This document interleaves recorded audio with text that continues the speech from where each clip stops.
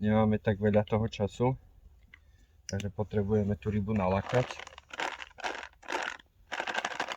Kým si pripravím prúd, toto tu nechám pôsobiť.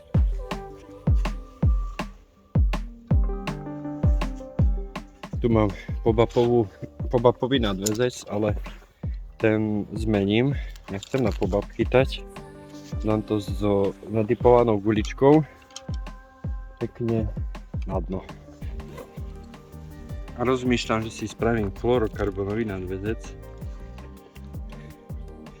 Mám tu 36 fluorokarbon, aby to bolo ešte menej nápadné.